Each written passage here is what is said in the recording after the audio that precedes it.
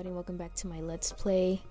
First off, apologies for the weird editing. There was an issue with like the first minute or so of this video where the sound was out of sync. I couldn't really fix it, but I was still in the same save room, so you didn't miss much. So hope you guys are doing well. I know it's been a while since I kind of uploaded anything, and it's just, you know, kind of busy with school and work, you know, the same deal.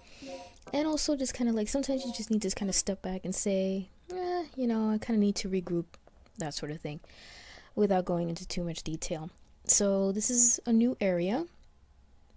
Last we left off, I was just outside of the door to this area. So we're going to continue exploring.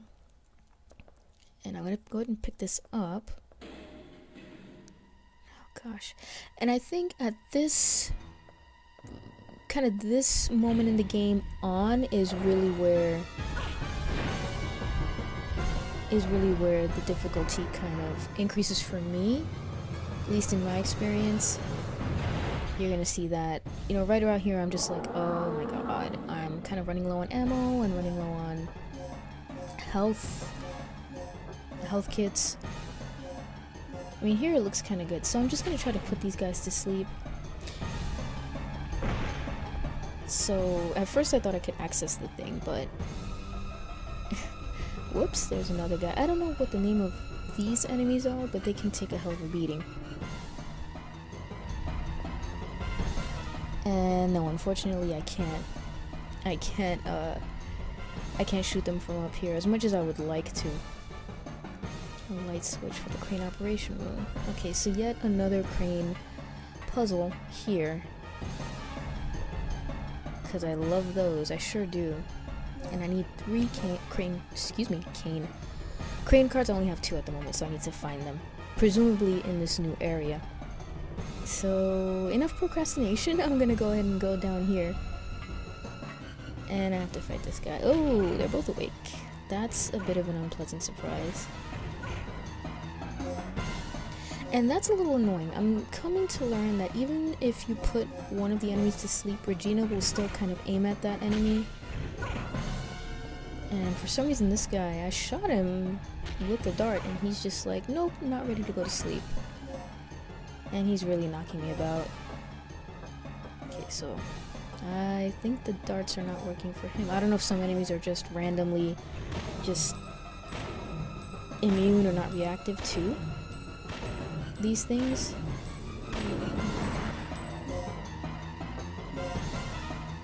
But I guess I learned that the hard way.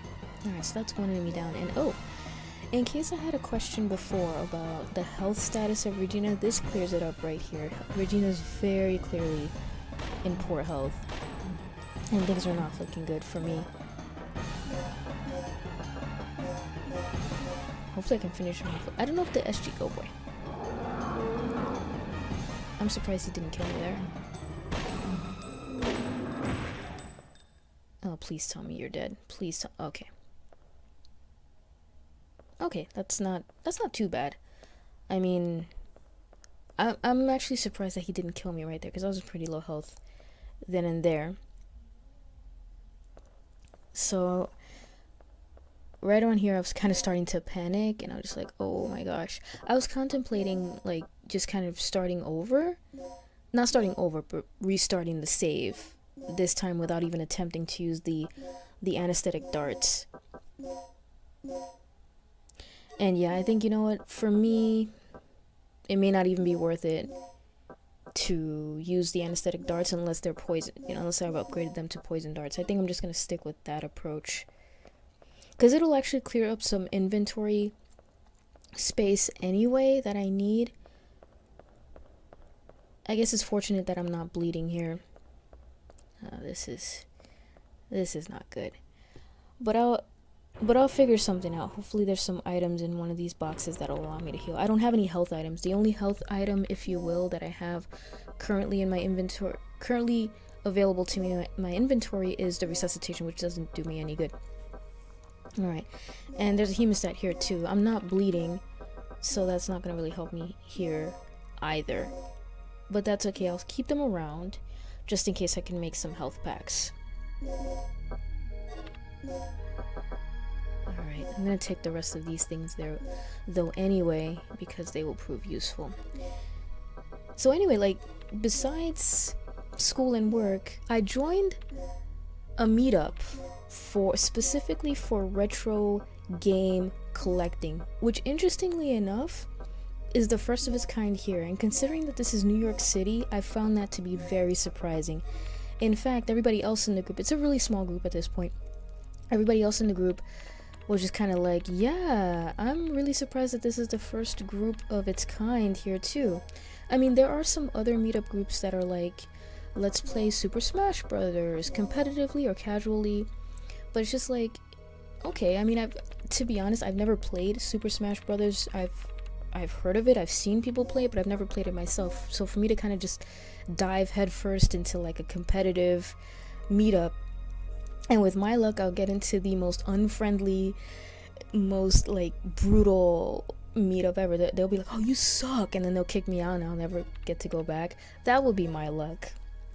But like, the purpose of me going into these meetups is I just want to like expand my social network, and I would really recommend that to everybody.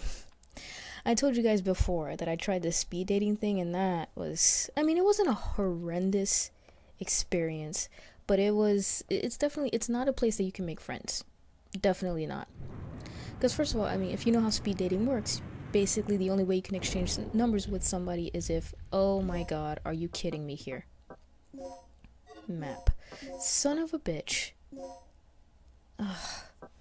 Yeah, this game is not really... Yeah, I'm just gonna go ahead and use the poison dart because I'm at extremely low health. I haven't saved in a little while. And by the way, a little while is 2 minutes for me. And I know I'm gonna get my ass handed to me. Like, this is ridiculous. My gosh. Okay, that might have been a poison dart wasted, but for me at this point, fine with me. But at least I got the third crane card key, so I can do something with it. Can't access that door yet. Or this door. I don't have the appropriate card or the appropriate key. But at least I can do something here. I remember there was one time I played this several months ago. It was when I was casting, and I got so lost I had no idea what to do at that point. I think slowly but surely I'm coming to learn that if I'm playing in front of people, like, I just can't focus like I should. So I couldn't remember what keys I needed. I couldn't remember what tasks I needed to do. And I think that contributed to my lost feeling when I was playing it. But now here, even though I'm kind of like low on health and stuff like that, I can kind of sit down and think clearly about what I need to do. So it's a little better. That's another reason why I really like doing Let's Plays, you know. So anyway, speed dating. For those of you, whether or not you've tried it or not, it's definitely not...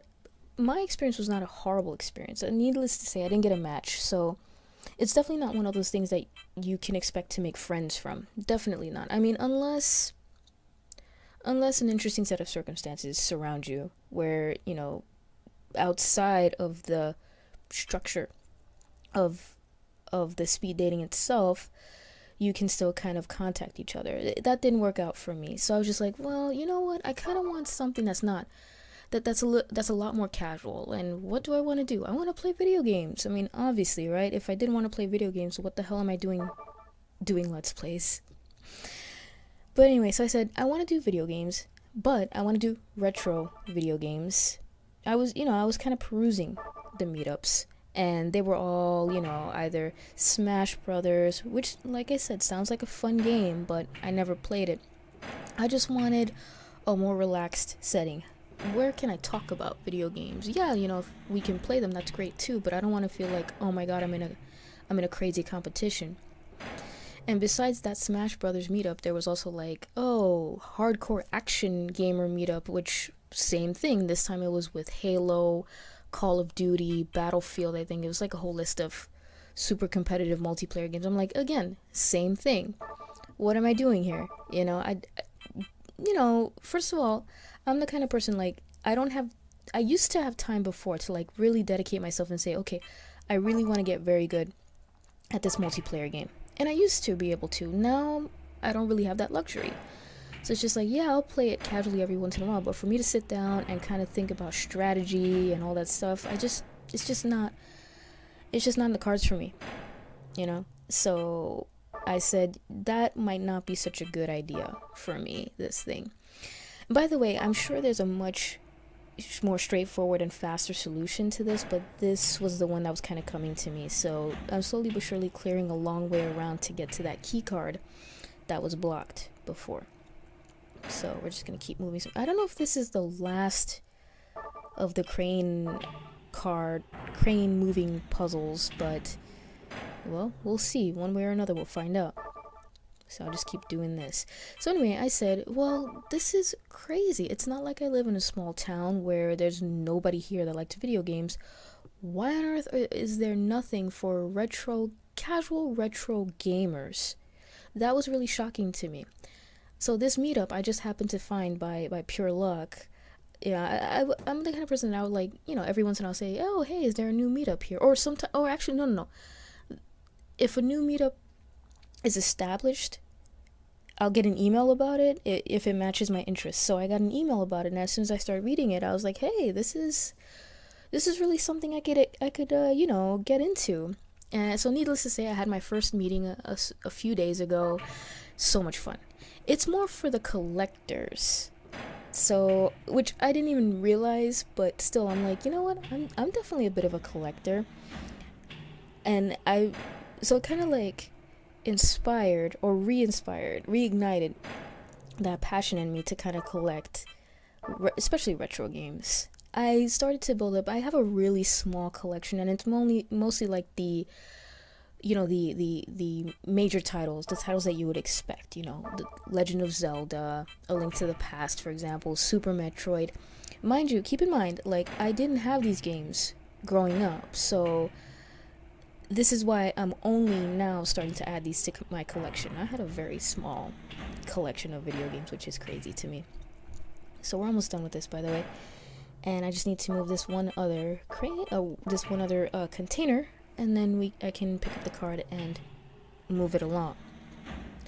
So they kind of like inspired me, because some of the other people, and it's only like a handful of us right now, which in a way I kind of like, but I'm also like, I hope the group really grows. So it's inspiring in me different ideas. It's kind of opening my eyes to different games that I never even heard of that sound really interesting, like Journey to Silius. Never played it as a kid, never played it, period, but it sounds like it's really good. So I'm trying to hunt that down. So there's always this thrill of like, I mainly find games in eBay, and I'm trying to go to different Goodwills, because I heard a lot of people get lucky finding games at Goodwill stores, and like I said, it's a matter of luck, but I'm sure it's so thrilling to like find something. I've not been lucky yet, but I'm gonna keep looking. So, oh gosh, this limping is really, really getting to me. It's kind of like making my hope dwindle a little bit, but I'm gonna persevere. I think this Let's Play is gonna be meant to be, I'm sure. So I'm just gonna go back to the save room. Even though I accomplished like one or two things here, I'm still gonna save, but I'm gonna save to a different save slot just in case. If I need to kind of go back and redo this so that way I'm in a better position, then that's what I'm gonna do. Just as a heads up for you guys, but I'll spare you guys that. So I'm gonna go ahead and save here, and I will see you guys in the next video.